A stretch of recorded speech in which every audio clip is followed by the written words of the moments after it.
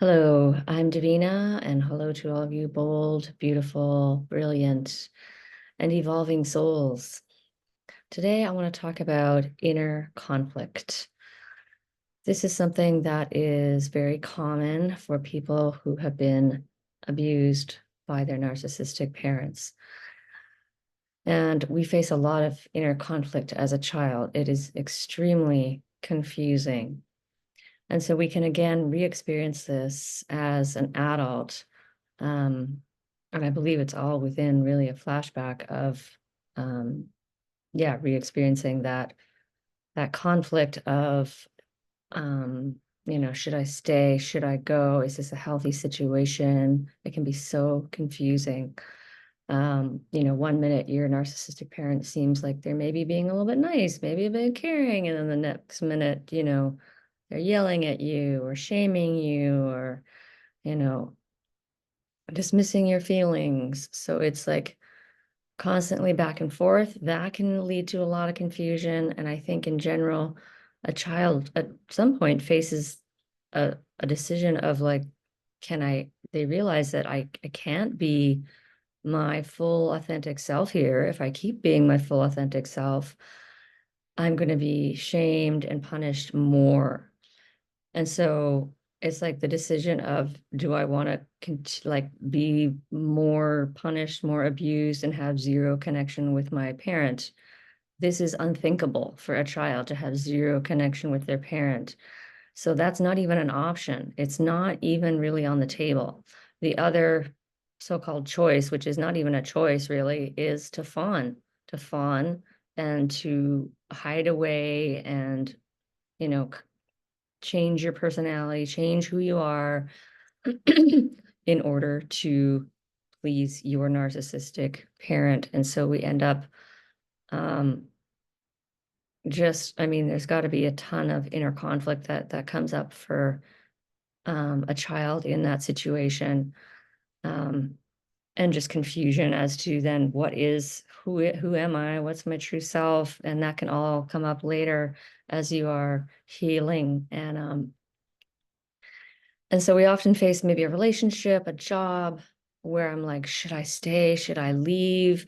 And it can be a very muddled, confusing, painful, just feels so twisted, inside. It can just feel really icky.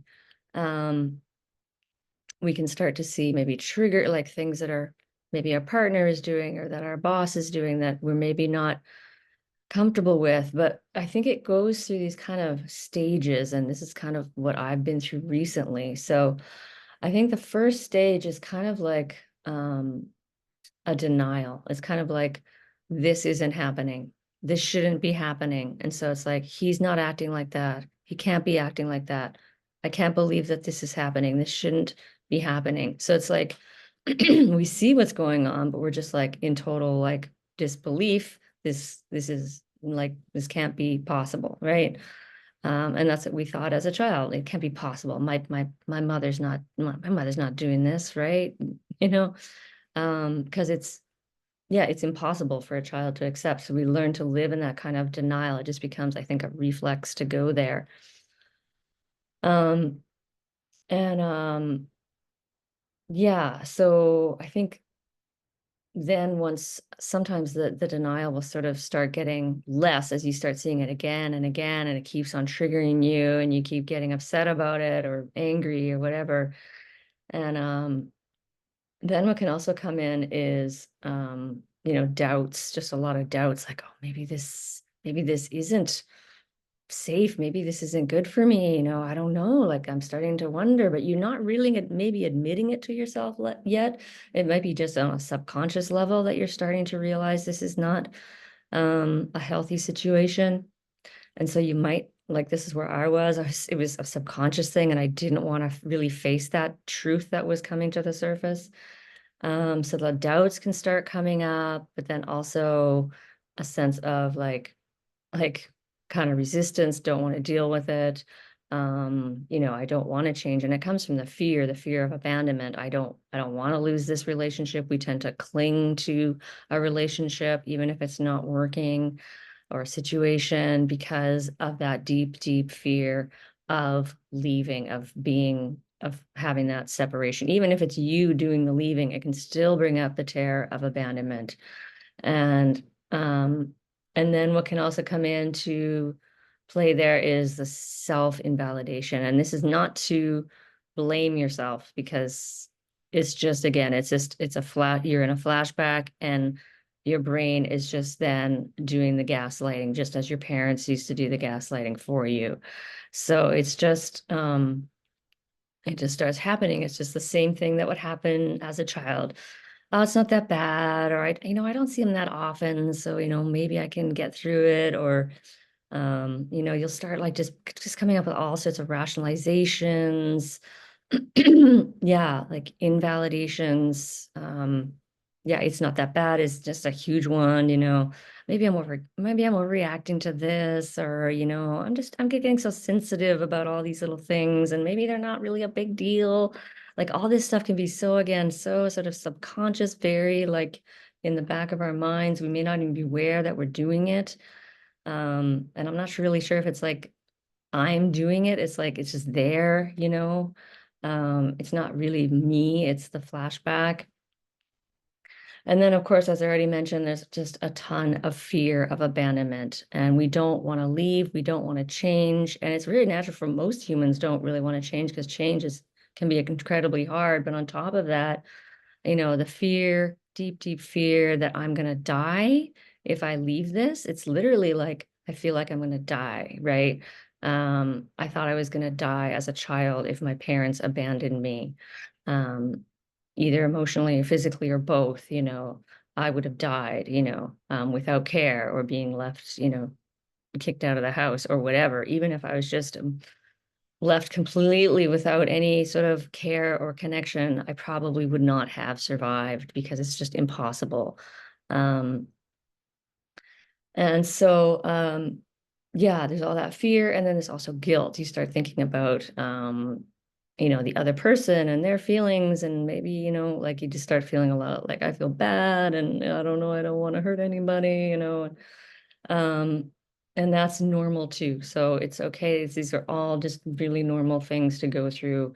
Um, and Yeah, the question, should I leave, is usually yes, I do want to leave, but part of me doesn't want to leave. So my truth is, yes, I want to leave. I'm already seeing that this is not healthy for me.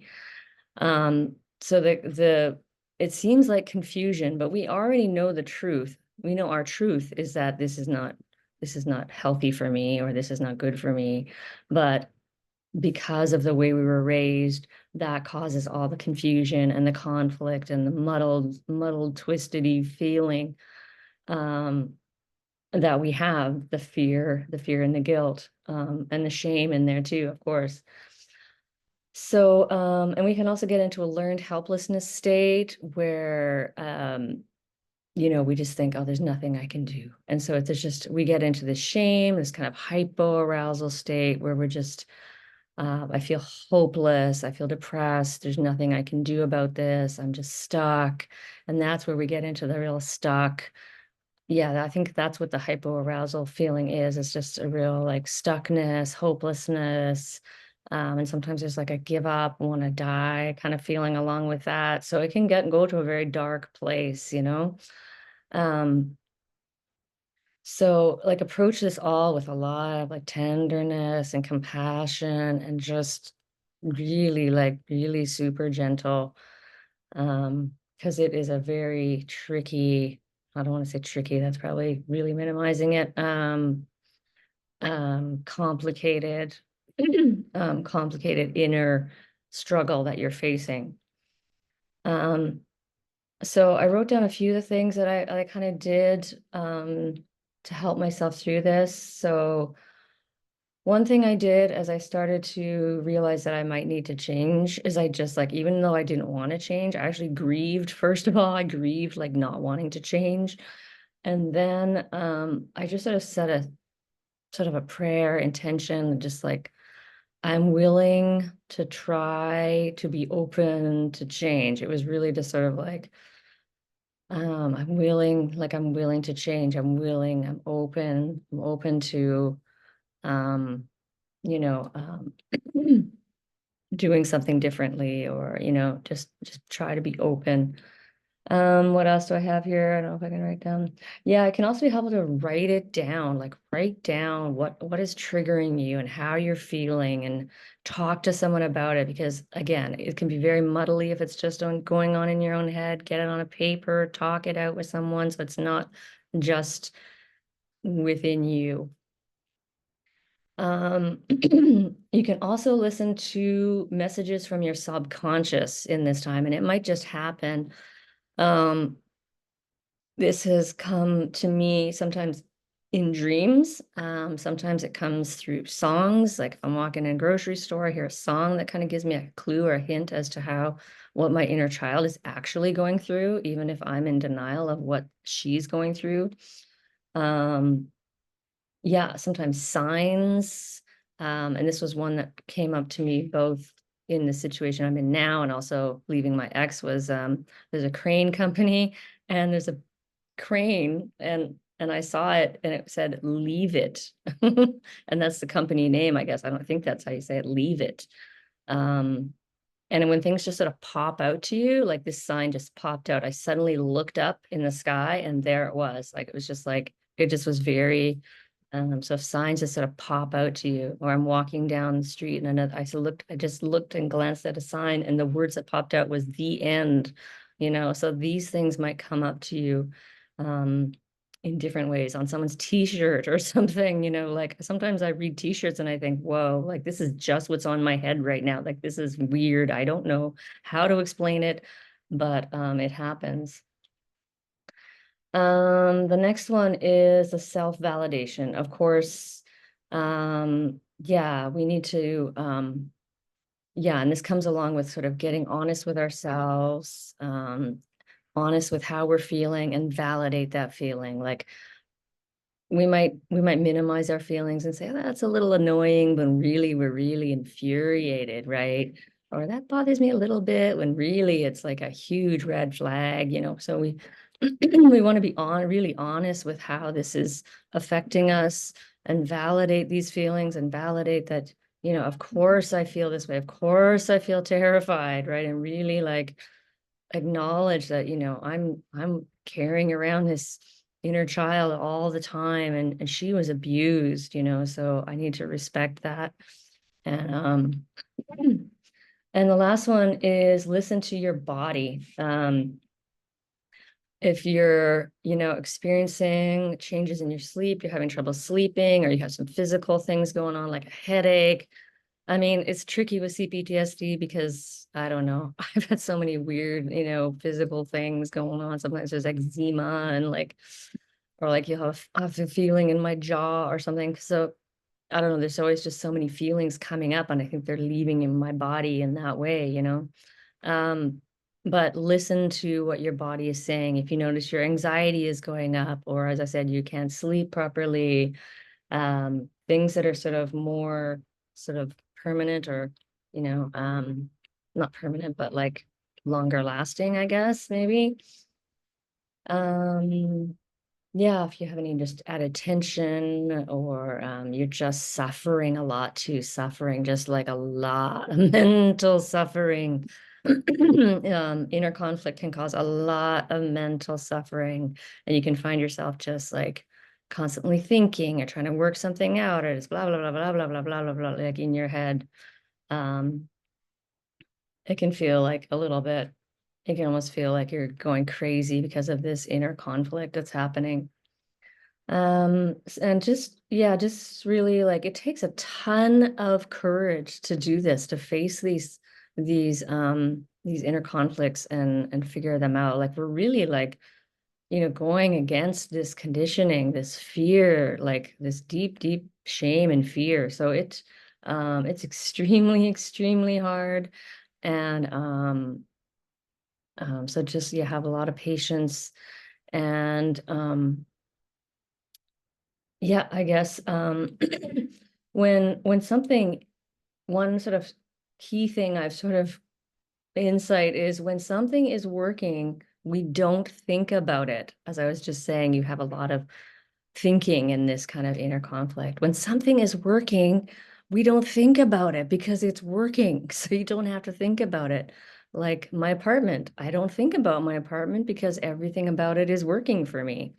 So I don't have any complaints. I don't have any issues, right? It's when we have in a relationship with someone and they're triggering us a lot and we're finding lots of different issues and um yeah, this is when we're thinking about that person all the time and we're like it almost feels like obsession almost because it just can't, almost can't stop. So this is also a sign that it's not working because if something is working, we don't think about it or we barely think about it.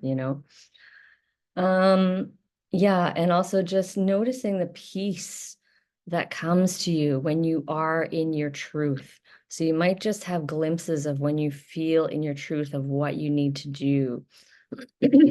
And yeah, you might just be a moment or a few moments of peace where it just settles on you when you just think of like, I'm going to set this boundary, and suddenly like you're you'll just notice like just peace coming over your body, and you'll know what's right because of that, the peace that comes out of it. Or after you set the boundary, and you go through the guilt of it setting the boundary, but you might then feel a sense of peace or sense of like empowerment might come as well. So, I remember safety is number one, really. I mean, your safety and well-being is number one. So, always, yeah, keep that in mind. And as always, wishing you many blessings on your journey of healing and awakening. And thanks for watching. I'm Davina at Boldness Blooming.